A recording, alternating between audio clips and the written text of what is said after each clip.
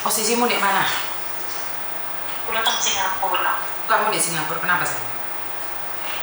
Anu kok salah masalah pekerjaannya oke, majikannya oke, tapi masalah di rumah. Kenapa masalah di rumah?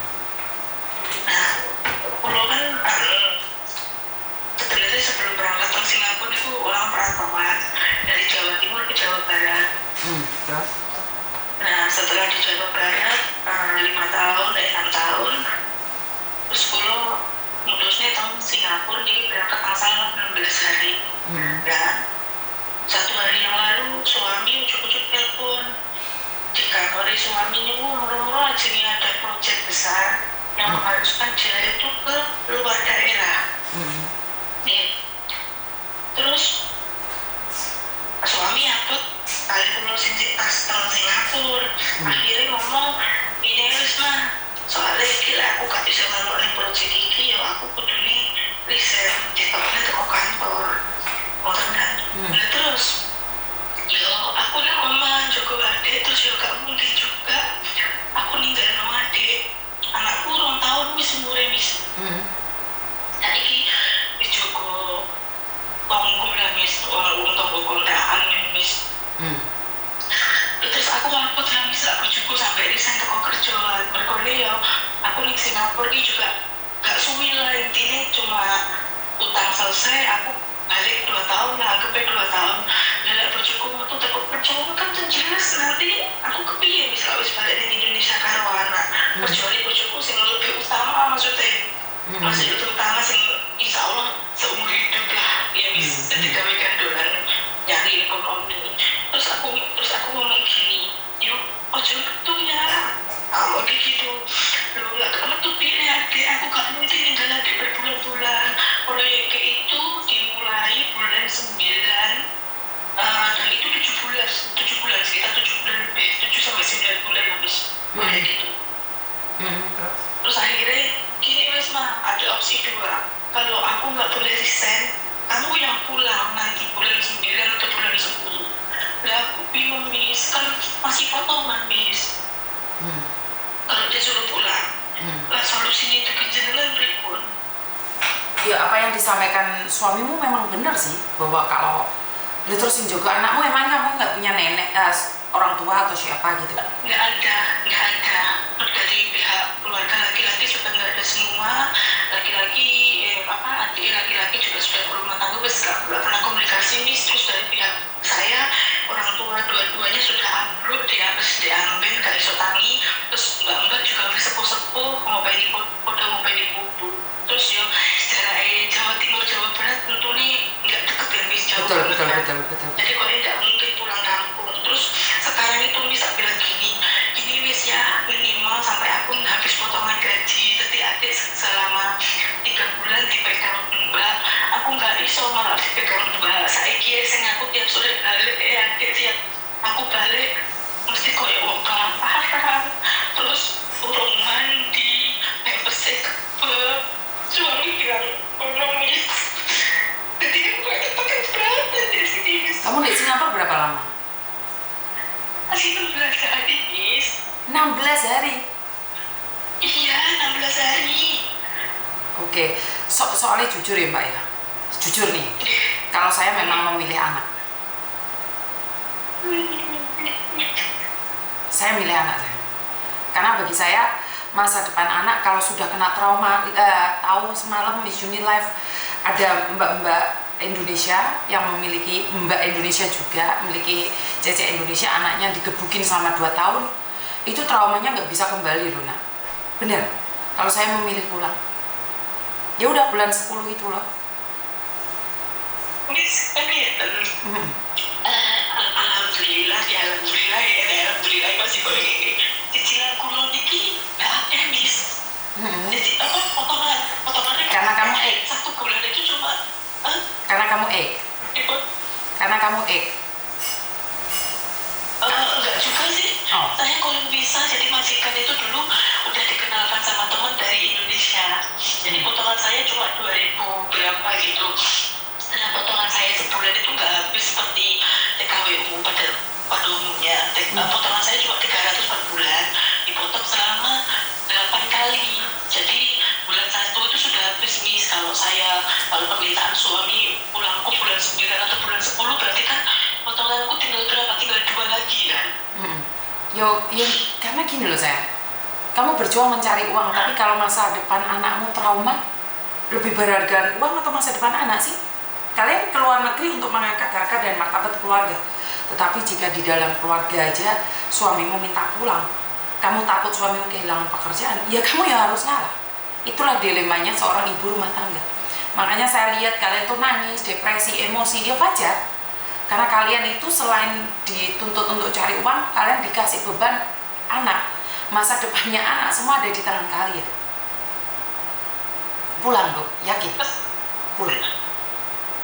Tapi Miss, dari gaji suami dia lumayan Miss, 6 juta ke atas, UMR Karawang masih lebih. Tapi kan aku berangkat ke sini tuh satu karena aku punya hutang kemarin tuh buka usaha.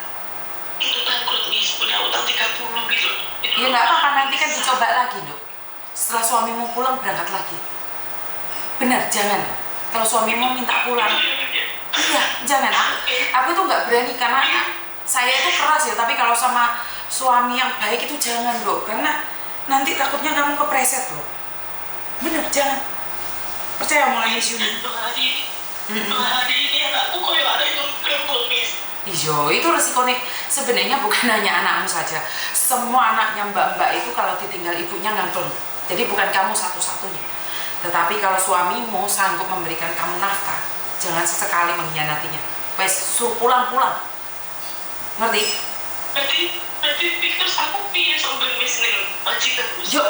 Yo engko bulan 9 bulan 10 ngomong bahwa suami saya akan meninggalkan anak saya dan saya nggak punya keluarga. Ya udah minta maaf juga sama temanmu yang sudah mengenalkanmu, nak. Ngerti? Miss Yuni nggak setuju disakiti ya. Laki-laki yang bertanggung jawab, Miss Yuni memang nggak setuju untuk disakiti. Ngerti? Iya. Paham ya maksudnya Miss Yuni ya? Oke. Terima kasih. Sama-sama saya.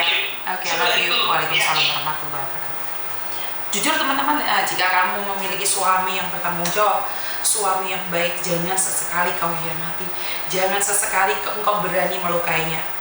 Apalagi anakmu dititipnya uang. Semalam kalian lihat kan kontennya Miss Yuni, seorang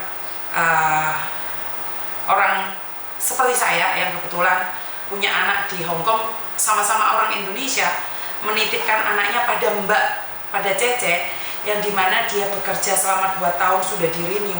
Ternyata anaknya diantemi karo sawer. Sawer itu apa sih? Gue tak syuting no biar kamu tahu sawer ya, Bo. Jadi kita tidak boleh mempercayakan masa depan kita pada orang lain, dan bukan salah orang lain juga, karena mbaknya ini kayaknya tertekan dengan biaya hidup dia sendiri. Makanya saya tuh sebenarnya jujur nih, kalau ada interview mbaknya selama 2 tahun nggak libur, itu saya nggak setuju. Karena pertama, kalian pasti depresi juga. Depresi itu bukan berarti gendeng. Depresi itu bukan berarti gendeng ya. Tidak gendeng ya. Tapi depresi itu dia sendiri capek, dan sebagai majikan saya paham. Mungkin majikan baik atau tidak baik, tapi seseorang itu punya tekanan. Bukan salahnya majikan ya. Ingat, bukan salahnya majikan, bukan salahnya Cece sendiri. Tapi Cece kan punya masalah juga. Mbaknya kan di rumah, punya rumah tangga, punya suami. Itu kalau suaminya baik-baik aja nggak ada masalah. Tetapi bagaimana kalau seorang suami yang tidak baik, bahkan nggak peduli sama anak-anaknya. Makanya saya bingung nih, kadang-kadang ngasih advice sama kalian. Kalian butuh uang, tapi masa depan anak kalian seperti apa dan bagaimana? Jadi buat teman-teman yang saat ini merantau, penting banget untuk menjaga keseimbangan ya. Jangan selalu ngomong saat interview, aku nggak libur nggak apa-apa teteh, aku nggak libur nggak apa-apa teteh. Enggak, kalian harus libur minimal 1 bulan sekali. Kalau masa transisi 3 bulan sampai 6 bulan tuh nggak apa-apa, tetapi dalam jangka waktu yang lama, 2 tahun nggak libur sama sekali, itu saya nggak setuju teman-teman. Kamu boleh cari uang, tetapi kamu harus sadar kesehatan mental kalian itu juga penting. Jadi banyak sekali yang ngomong, enggak kok saya baik-baik aja, enggak ada. Kalian nggak akan bisa baik-baik saja saat pikiran kalian udah nggak jelas. Jadi sampai di sini paham ya teman-teman ya. Jadi saat saya nggak tahu nih kalau di Taiwan, di Singapura, di Malaysia itu ada liburnya atau enggak. Karena saya cuma ingin bilang satu hal, di Hong Kong itu bukan kalian yang tertekan, kita sebagai majikan juga tertekan gitu loh. Karena biaya hidup di Hong Kong ini sungguh luar biasa sekali. Sewa rumah, sewa biaya hidup, makan, transportasi, pajak, semuanya tuh mahal banget di Hong Kong. Jadi bukan ini sok-sokan, tapi majikan sendiri punya tekanan, harus kerja target dari perusahaan. Kenapa mereka mempercayakan orang tuanya padamu? Kenapa mereka mempercayakan anaknya padamu? Ya karena mereka sendiri tidak bisa melakukan itu. Tapi kalau sampai kayak kemarin akhirnya orang Indonesia memolisikan orang Indonesia, itu karena dampak dari utang piutang dan pikiran kita sebagai mbak. Ayuni itu mantan pembantu. Iya, saya mantan pembantu. Bukan mantan, sampai sekarang pun saya sebenarnya menjadi pembantu ya. Karena pembantu itu bukan berarti kamu jadi pembantu itu rendahan, enggak. Menurut pendapat saya, menjadi pembantu itu karena membantu kehidupan orang lain dan kita mendapatkan uangnya. Jangan lupa, saya cuma ngonten aja, nggak usah baperan, santai aja. Saya cuma ngonten aja. Kalau kamu nggak suka, boleh skip, karena memang saya cari cuan. Cari cuan, betul. Untuk apa? Untuk saya bisa membantu orang ya. Jadi guys, santai aja teman-teman. Kurang lebihnya saya minta maaf, dan wassalamualaikum warahmatullahi wabarakatuh. Berkat Tuhan mengalir atas hidup kita semua. Semoga semua makhluk hidup bahagia, baik yang nampak maupun yang tidak nampak. Terima kasih. I love you dan bye-bye.